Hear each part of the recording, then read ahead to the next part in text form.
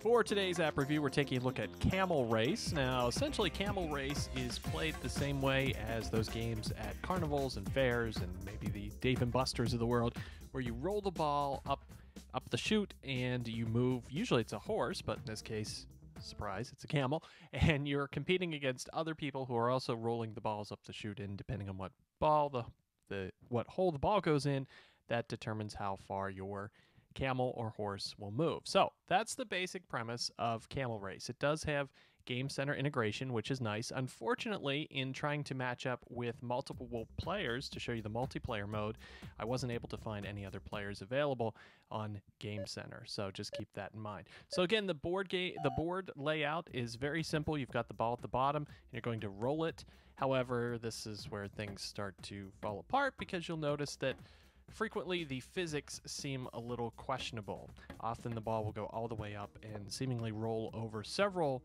of the different holes it could go into without going into any of them. Now, at the top of the screen, you'll see the progress of your camel compared to the other camels. Currently, we're in 4th place, and I found when I played the game, that's pretty much where I stayed throughout. It's a shame because, like I said, the basic concept is nice.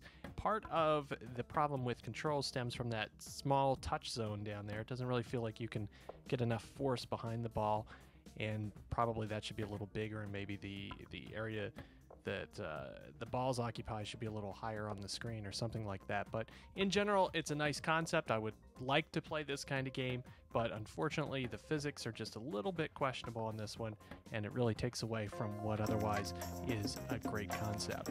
Let's look at Camel Race for the iPhone and iPod Touch. For the digitallifestyle.tv, I'm Ryan Ritchie.